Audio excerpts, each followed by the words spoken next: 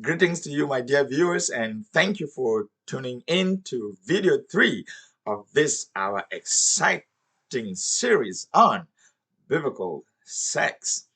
I told you that the first two videos were just an introduction to the Song of Songs, and in this video today, we are going to have an introduction into the book itself. We're going to have an introduction into the book itself. And I want you to imagine this, okay? Imagine the first wedding when God created Adam and Eve. And imagine that it said that God had brought the animals to him and he named them. But for him, there was no suitable helper. And so God created the woman and brought her to Adam. He had never seen such a creature before. Her morphology looked different. And I can imagine God saying, hey, man, go closer to that creature. It looks like you. Go closer. And then, bing, she kissed him. And those tranquilizers, I call them tranquilizers, touched his body and sent some shockwaves in his body. And his body began to react in certain ways like, God, what's going on with me? Well, I imagine that God gave them the first sex lesson, why they are made different and why their bodies are reacting differently because they are coming together.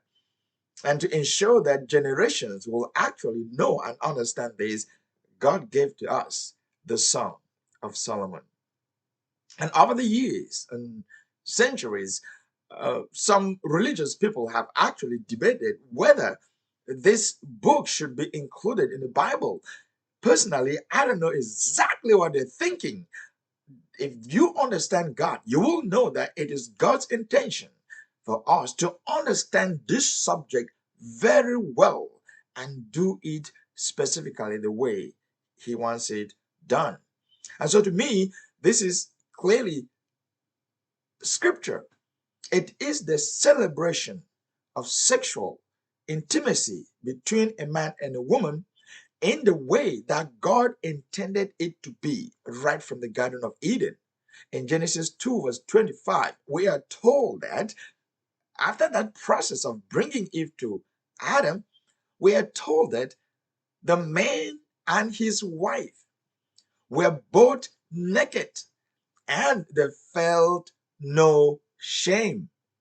As we go over to Genesis chapter 4, verse 1, we are told that Adam lay with his wife, Eve, and she conceived or she became pregnant. So the Bible does not hide anything about this subject. And so it should not be a taboo among the people of God. So he wants us to do it his way. That is why he absolutely hates all forms of sexual immorality and sexual perversion. Yes, like we said in our two videos, God hates immorality or sexual immorality or sex outside of marriage because it is a sacred act. It's something so precious to him. It is a creative act. It's the way that he intended humanity to continue on earth through a process that brings them pleasure, not a burden. Otherwise, bearing children will be a serious burden if it was not something that we like to do. So, to understand the Song of Solomon, if you are unmarried, okay, if you are unmarried and are looking forward to marry, as a woman, as a man, imagine the one you will marry dressed up.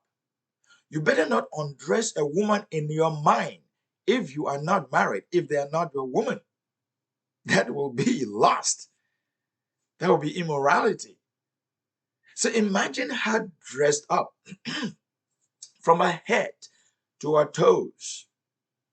Describe what you see. How her head looks like, her hair looks like, her eyes look like, even her eyelids, her ears, her nose, her cheeks, her lips. And yes, her belly, her thighs, her legs, and her breasts. And that imagination is basically you reading the Song of Solomon. Oh, as a woman, unmarried, looking forward to marriage, what are you looking for in a man? Imagine his handsomeness. Imagine his face. Imagine his shoulders or anything else that you love and like in a man. I don't know. I'm not a woman, so I don't know what a woman actually likes in me. But you have something.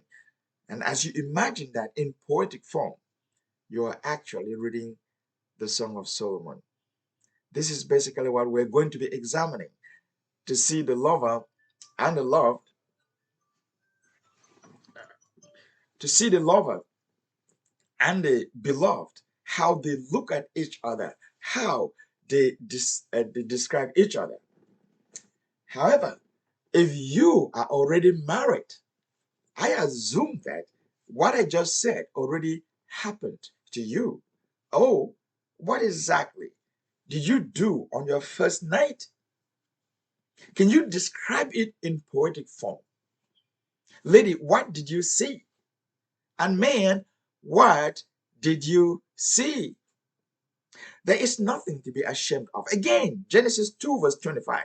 The man and his wife were both naked and they felt no shame. This is biblical.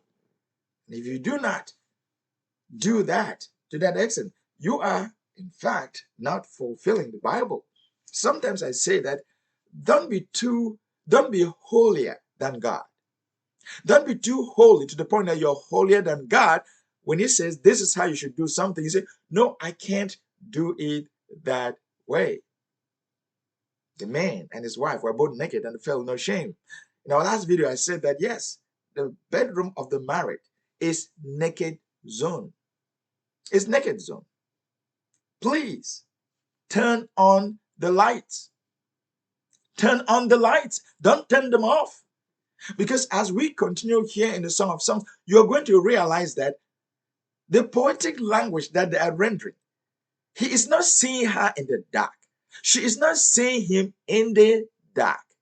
They are there, both naked, feel no shame, and describing each other. Case closed. Are we done then? Not yet. We've barely begun. Now, by way of understanding, there are three characters in the Song of Songs.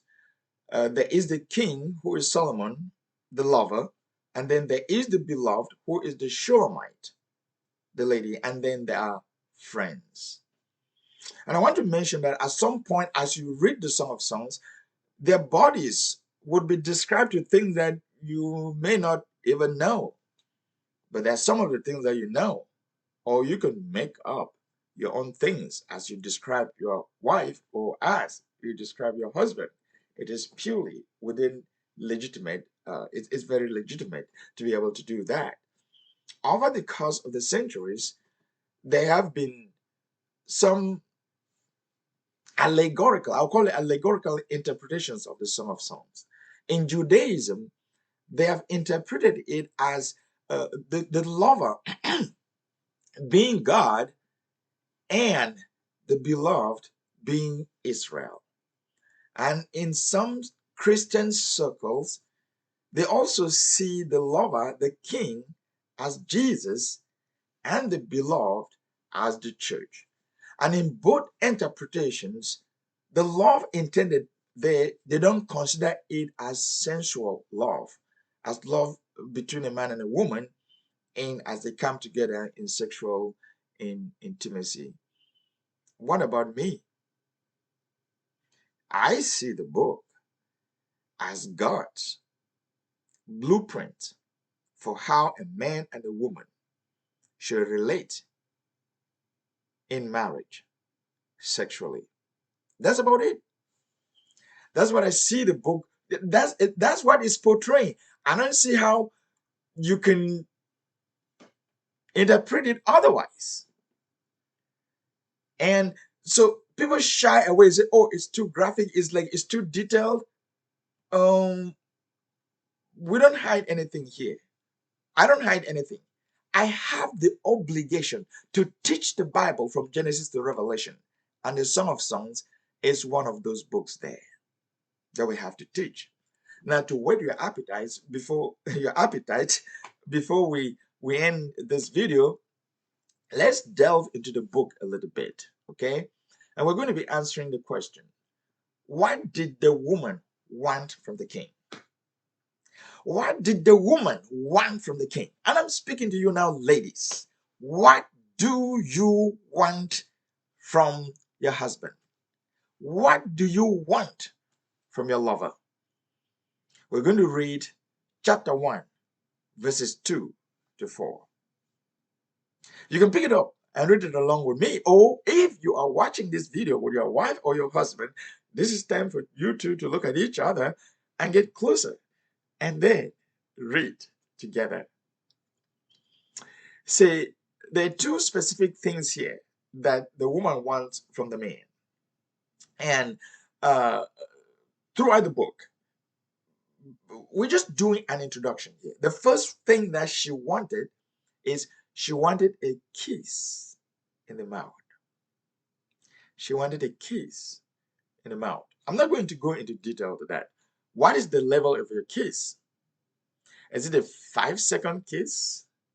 1-second kiss? 10-second kiss? 2-minute kiss? Is it shallow? Is it deep? Well, she just wanted a kiss. And how far you go with your kiss with your husband or what you want from him, it's totally up to you and biblically legitimate. She wanted a kiss from his lover and wanted to smell him. He wanted to smell a man in the room. That's what it is. Okay, chapter 1, verses 2 to 4. She says, let him kiss me with the kisses of his mouth, for your love is more delightful than wine. Ladies, yeah, is God putting words in your mouth? And could you adapt those words to be your words as you look at him? Let him kiss me with the kisses of his mouth, for your love is more delightful than wine. Verse 3. Pleasing is the fragrance of your perfumes. Pleasing is the fragrance of your perfumes. Your name is like perfume poured out. His name. Do you love that man and desire him to the extent of actually saying, your name, the fragrance of your name is more than perfume to me? No wonder young women love you. Don't let any young women snatch him away from you. Be able to captivate him as much as possible and desire him as much as possible. And actually show it to him that you desire him as much as possible. And you are like, dear, I want you to kiss me. This is a woman speaking. Oh, yeah. This is a woman speaking. Verse 4, it says, take me away with you. Let's hurry. She is like, what are you sitting and doing in the living room? I want you so bad in the bedroom, I'm going to drag you in there. If you're still sitting there trying to watch some nonsense television that is more than me.